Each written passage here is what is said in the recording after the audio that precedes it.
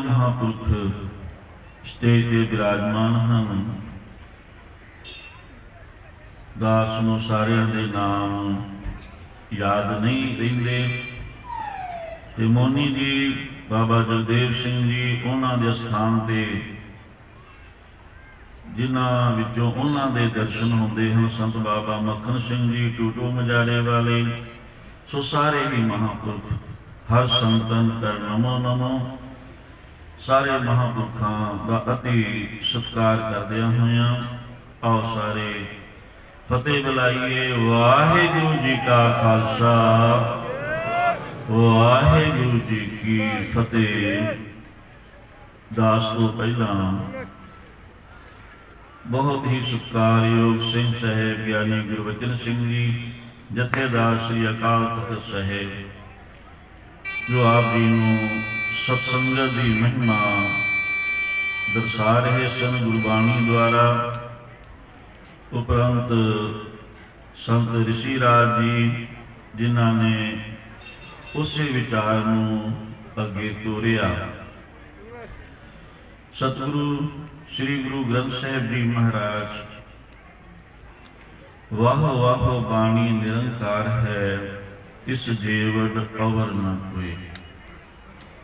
आप शब्दा अवतार निरंकार श्री गुरु ग्रंथ साहिब जी महाराज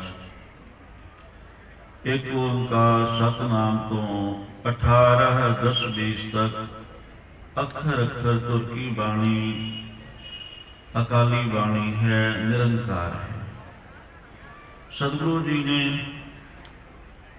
हर पक्ष तो सानू सोझी बख्शी है, ज्ञान बख्शिया है, क्योंकि समर्थ गुरु की ये वडियाई है। किसी तरह का संसार समर्थ गुरु दे कोल आके रह नहीं सकता।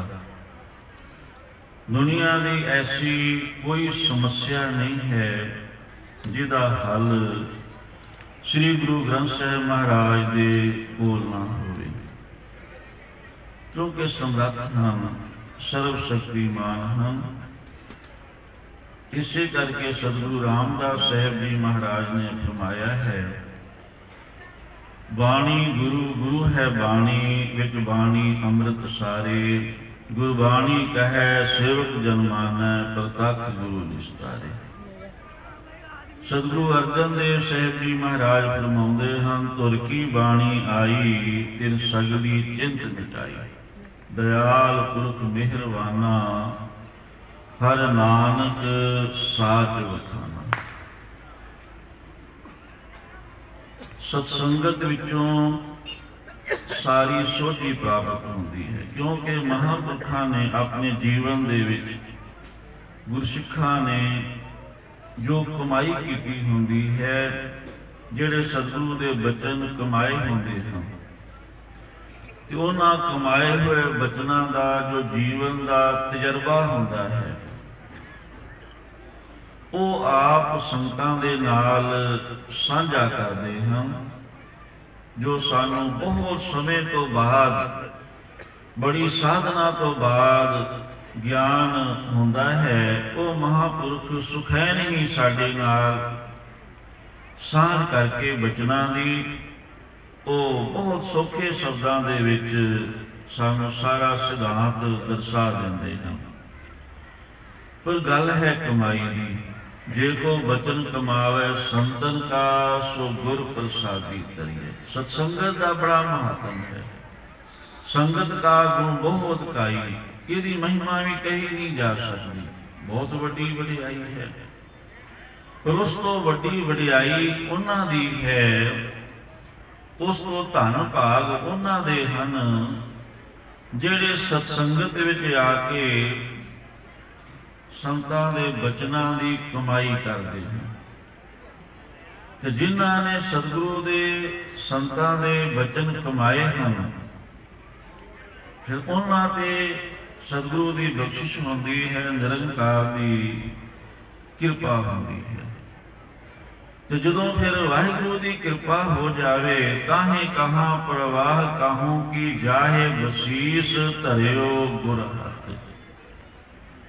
ਸੋ ਦਾਸ ਨੇ ਭਾਵੇਂ ਮਹਾਂਪੁਰਖ ਸੰਤ ਬਾਬਾ ਬਲਵੀਰ ਸਿੰਘ ਜੀ ਨੇ ਤਖਤ ਦਾ ਸਤਿਕਾਰ ਕਰਦਿਆਂ ਹੋਇਆਂ, ਕਿਉਂਕਿ ਤਖਤਾਂ ਦੇ ਸੇਵਾਦਾਰ ਉਸ ਸਥਾਨ ਦੇ ਕੁਕਰ ਹੋਣ ਕਰਕੇ ਸਾਰੇ ਹੀ ਸਨਮਾਨ ਦਿੰਦੇ ਹਨ। ਪਰ ਇਹ ਸਾਰੀ ਵਡਿਆਈ ਸਤਿਗੁਰੂ ਦੀ ਹੈ। ਕਹੋ ਨਾਨਕ ਸਭ ਤੇਰੀ ਵਡਿਆਈ, ਕੋਈ ਨਾਮ ਨਾ ਜਾਣਾ ਮੇਰਾ।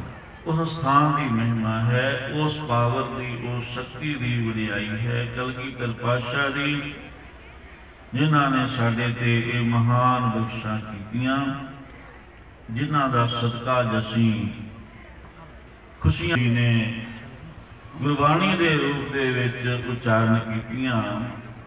ਪ੍ਰਸ਼ਨ ਹੈ ਸਿੱਖਾਂ ਵੱਲੋਂ, ਹੇ ਸਤਿਗੁਰੂ ਜੀ ਦੱਸੋ, ਕਿਤ ਵਿਧੀਐ ਕਿਤ ਸੰਜਮ ਪਾਈਐ, ਕਹੋ ਸੁਰਜਨ ਕਿਤ ਜੁਗਤੀ ਧਿਆਈਐ। ਉਹ ਵਿਧੀ ਕਿਹੜੀ ਹੈ, ਉਹ ਸੰਜਮ ਕਿਹੜਾ ਹੈ ਪਰਮਾਤਮਾ ਦੀ ਪ੍ਰਾਪਤੀ ਕਰਨ ਵਾਸਤੇ। ਇਹ ਸਤਿਗੁਰੂ ਜੀ ਦੱਸੋ, ਉਹ ਸੁਰਜਨ, ਇਹ ਸਤਿਗੁਰੂ ਦੱਸੋ ਕਿਤ ਜੁਗਤੀ ਧਿਆਈ ਹੈ। ਉਹ ਜੁਗਤੀ ਕਿਹੜੀ ਹੈ? ਪ੍ਰਭੂ ਦੇ ਨਾਮ ਨੂੰ ਧਿਆਉਣ ਦੀ। ਹੁਣ ਇਹ ਪ੍ਰਸ਼ਨ ਹੋ ਗਿਆ। ਹੁਣ ਇਹਦੇ ਵਿੱਚ ਸਾਡੀਆਂ ਜੋ ਵੱਡੀਆਂ ਵੱਡੀਆਂ ਸਮੱਸਿਆਵਾਂ ਹਨ, ਉਹ ਸਾਰਿਆਂ ਦਾ ਹੱਲ ਹੋ ਜਾਂਦਾ ਹੈ, ਕਿਉਂਕਿ ਅਸੀਂ ਪਰਮ ਪਿਤਾ ਪਰਮਾਤਮਾ ਜੋ ਆਨੰਦ ਸਰੂਪ ਹੈ, ਉਸ ਤੋਂ ਵਿਛੜੇ ਹੋਏ ਹਾਂ ਤੇ ਸਭ ਦੀ ਇੱਛਾ ਹੈ ਆਨੰਦ ਦੀ ਪ੍ਰਾਪਤੀ ਕਰਨ ਦੀ। ਇਹ ਗੱਲ ਵੱਖਰੀ ਹੈ, ਕੋਈ ਗਲਤ ਤਰੀਕੇ ਦੇ ਨਾਲ ਸੁਖ ਚਾਹੁੰਦਾ ਹੈ, ਕੋਈ ਸਰੀਰਕ ਸੁਖ ਚਾਹੁੰਦਾ ਹੈ, ਕੋਈ ਕਿਸੇ ਤਰੀਕੇ ਦੇ ਨਾਲ ਸੁਖ ਚਾਹੁੰਦਾ ਹੈ, ਪਰ ਚਾਹੁੰਦੇ ਸਾਰੇ ਸੁਖ ਹੀ ਹਨ। ਆਤਮਿਕ ਸੁਖ ਪ੍ਰਾਪਤ ਕਰਨਾ ਸਾਰੇ ਚਾਹੁੰਦੇ ਹਨ, ਤੇ ਜੇ ਉਹ ਪ੍ਰਾਪਤ ਨਹੀਂ ਹੁੰਦਾ ਤਾਂ ਉਸ ਤੋਂ ਬਿਨਾਂ ਉਹ ਕਹਿੰਦੇ ਅਸੀਂ ਦੁਖੀ ਹਾਂ, ਅਸੀਂ ਅਸ਼ਾਂਤ ਹਾਂ, ਅਸੀਂ ਪਰੇਸ਼ਾਨ ਹਾਂ। ਸਤਿਗੁਰੂ ਜੀ ਨੇ ਫਰਮਾਇਆ ਹੈ, ਸੁਖ ਨਾਹੀ ਰੇ ਹਰ ਭਗਤ ਬਿਨਾ। ਪ੍ਰਭੂ ਦੀ ਭਗਤੀ ਤੋਂ ਬਿਨਾ ਸੁਖ ਪ੍ਰਾਪਤ ਨਹੀਂ ਹੁੰਦਾ। ਹੁਣ ਸਤਿਗੁਰੂ ਜੀ ਇਹਨਾਂ ਪ੍ਰਸ਼ਨਾਂ ਦਾ ਉੱਤਰ ਗੁਰਬਾਣੀ ਵਿੱਚ ਦਿੰਦੇ ਹਨ। ਆਪਾਂ ਸੰਖੇਪ ਦੇ ਵਿੱਚ ਸੰਕੇਤ ਮਾਤਰ ਵਿਚਾਰ ਕਰਨੀ ਹੈ। ਸੋ ਸਭ ਤੋਂ ਪਹਿਲਾ ਜੋ ਸਤਿਗੁਰੂ ਦਾ ਬਚਨ ਹੈ, ਹੋਂ ਵਾਰੀ ਘੁੰਮਾ ਜਾਣਦਾ ਇੱਕ ਸਾਹਾ ਤੁਧ ਧਿਆਇ। ਇੱਥੇ ਇੱਕ ਸਾਹਾ ਪਾਠ ਉਹਦੇ ਅਨੁਸਾਰ ਜੇ ਕੱਕੇ ਨੂੰ ਔਂਕੜ ਹੁੰਦਾ ਤਾਂ ਇੱਕ ਸਾਹਾ ਵੱਖਰਾ ਵੱਖਰਾ ਹੋ ਜਾਂਦਾ, ਪਰ ਵਿਦਵਾਨਾਂ ਨੇ, ਦਾਸ ਨੇ ਕਈ ਟੀਕੇ ਪੜ੍ਹੇ ਹਨ, ਉਹਦੇ ਵਿੱਚ ਸਾਰਿਆਂ ਨੇ ਇੱਕ ਸਾਹਾ ਦਾ ਅਰਥ ਇਸ ਪੰਕਤੀ ਦਾ ਇੱਕੇ ਸਾਹ, ਇੱਕ ਰਸ ਲਗਾਤਾਰ, ਇਹ ਅਰਥ ਕੀਤਾ ਹੈ। ਸੁਰੂ ਵਿਚਾਰ, ਸ਼ੁਰੂ ਦੇ ਵਿੱਚ ਸਭ ਤੋਂ ਪਹਿਲੀ ਗੱਲ ਤਾਂ ਇਹ ਹੈ, ਧਿਆਉਣ ਤੋਂ ਪਹਿਲਾਂ ਜਿਹੜੀ ਗੱਲ ਹੈ ਉਹ ਹੈ ਕਿਸੇ ਗੁਰਮੁਖ, ਕਿਸੇ ਮਹਾਂਪੁਰਖ ਦੀ ਸੰਗਤ, ਜੋ ਸਾਨੂੰ ਗੁਰੂ ਦੇ ਨਾਲ ਜੋੜਦੇ ਹਨ, ਗੁਰਬਾਣੀ ਦੇ ਨਾਲ ਜੋੜਦੇ ਹਨ, ਜਿਨ੍ਹਾਂ ਨੇ ਗੁਰੂ ਦੇ ਬਚਨ ਕਮਾਏ ਹੋਏ ਹਨ। ਉਹਨਾਂ ਦੀ ਸੰਗਤ ਦੀ ਬਹੁਤ ਲੋੜ ਹੁੰਦੀ ਹੈ। ਉਹਨਾਂ ਦੀ ਸੰਗਤ ਦੇ ਦੁਆਰਾ ਫਿਰ ਜਦੋਂ ਸਾਡੇ ਮਨ ਅੰਦਰ ਗੁਰੂ ਦੇ ਬਚਨਾਂ ਤੇ ਵਿਸ਼ਵਾਸ ਆ ਜਾਂਦਾ ਹੈ, ਜਾ ਕੇ ਹਿਰਦੈ ਵਿਸ਼ਵਾਸ ਪ੍ਰਭ ਆਇਆ, ਤਤ ਗਿਆਨ ਤਿਸ ਮਨ ਪ੍ਰਗਟਾਇਆ। ਜਦੋਂ ਵਿਸ਼ਵਾਸ ਆਏਗਾ ਉਦੋਂ ਹੀ ਫਿਰ ਤਤ ਗਿਆਨ ਸਾਡੇ ਮਨ ਅੰਦਰ ਪ੍ਰਗਟ ਹੋਏਗਾ। ਉਸ ਤੋਂ ਬਾਅਦ ਫਿਰ ਹੈ ਸਿਮਰਨ ਦੀ ਗੱਲ। ਸੋ ਪਹਿਲਾਂ ਸ਼ੁਰੂ ਦੇ ਵਿੱਚ ਇੱਕ ਸਾਹਾ, ਇੱਕ ਰਸ ਲਗਾਤਾਰ ਸਹਿਜੇ ਸਹਿਜੇ, ਇੱਕ ਸਾਹ ਵਿੱਚ ਜਿੰਨੀ ਵਾਰ, ਇੱਕ ਵਾਰ, 2 ਵਾਰ, 3 ਵਾਰ, 5 ਵਾਰ, 10 ਵਾਰ, ਜਿੰਨੀ ਵਾਰ ਤੁਸੀਂ ਆਰਾਮ ਦੇ ਨਾਲ ਬੋਲ ਸਕਦੇ ਹੋ।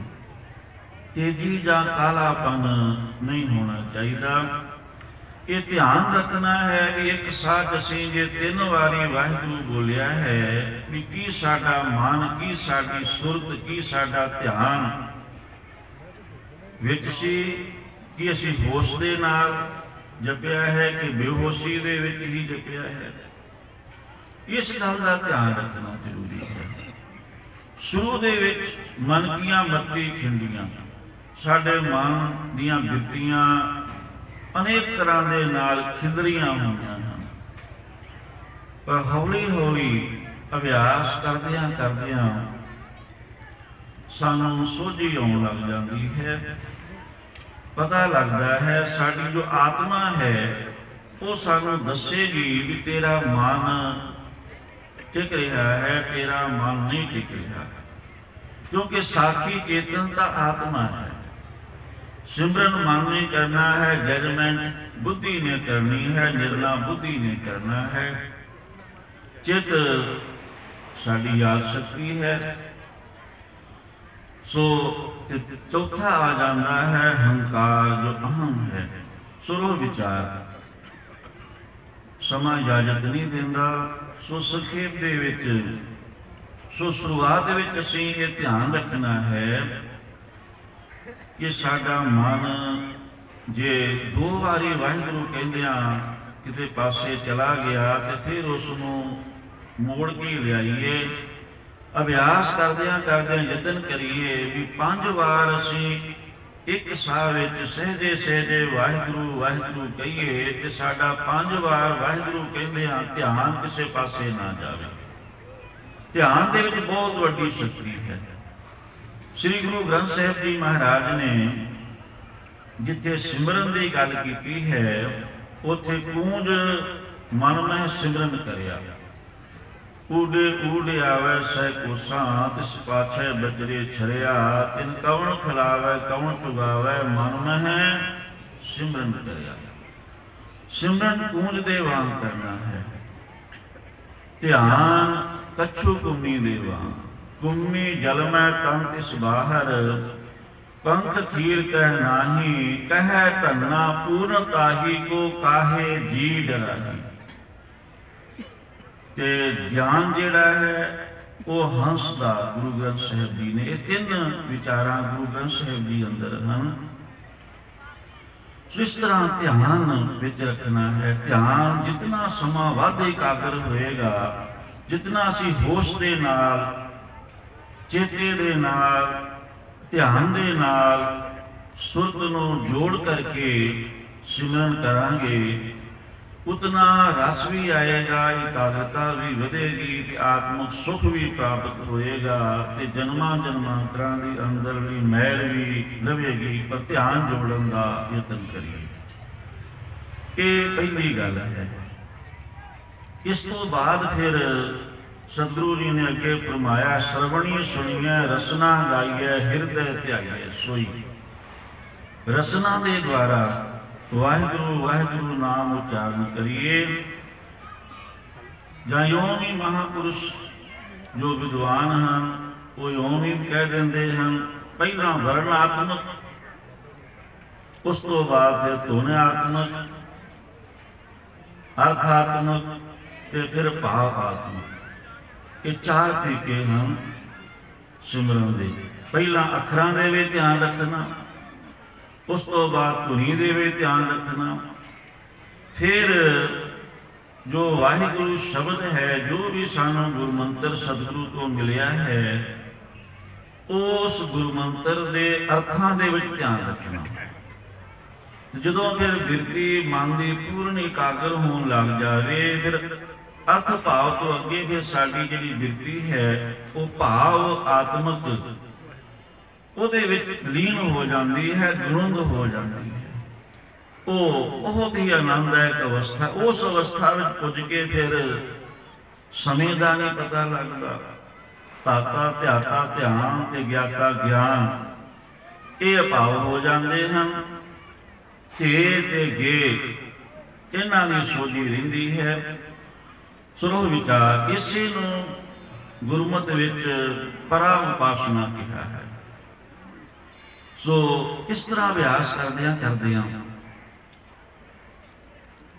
पहला रसना द्वारा बोलना, फिर करना दे नाल सुनना, धुनी दे वे ध्यान, फिर हिरदे अंदर बिना बोलिया बिन जिहवा जो जपे हियाए, कोई जाने कैसा नाम। फिर अंतरात्मे जिमें जिमें तुहाडी सुरत अंदर जुड़ेगी, जिमें जिमें अभ्यास बढ़ता जाएगा, सतगुरु की बख्शिश होंदी जाएगी। सो इतना ही समा प्रवान करना।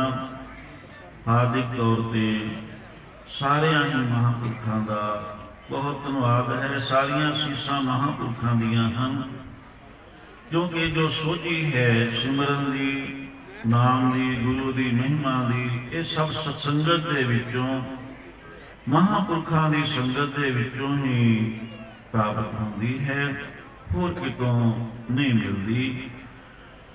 ऐसे ही बहुत बंदगी वाले महापुरख परे तो परे सारे नाम रसीए, विद्वान भी नाम रसीए भी। ब्रह्म श्रोत्री जिसने ब्रह्म ज्ञान करना दे नाल सुनिया है, उस तो बाद ब्रह्म निष्ठी उसते निष्ठा हो जाना, अंदरों वो ज्ञान प्रगट हो जाना, जिदे बारे सतगुरु जी ने फरमाया, सतपुरख जिन जानिया, सतगुरु तिसका नाम, तिसका संग सिख उदरै, नानक हर गुण गाओ। ये सारिया दाता महापुरखों की संगत विचों मिलदियां हैं। ऐसे ही महापुरख संत बाबा दलेर सिंह जी महाराज, जिन्हों ने अनेकों ही अगे आपदे वर्गे ही महापुरख बना दिते हैं। मोनी जी महाराज जिन्हों की याद असी अज जुड़े हुए हैं। अगे मोनी जी ने बख्शिश करके अपने सेवक संत बाबा गुरचरण सिंह जी उन्होंने बख्शिश कर दी। उधर बाबा जगदेव सिंह जी मोनी उन्होंने अपने सेवक संत मक्खन सिंह जी से बख्शिश करके आपदे वर्गा ही बनाया। उन्होंने स्वरूप का घरकारा उन्होंने विचों आउंदा है।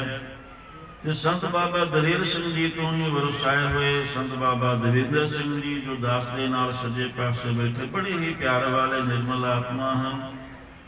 संत बाबा पाल सिंह जी, उन्होंने का क्या कहना है, बहुत बख्शिश है।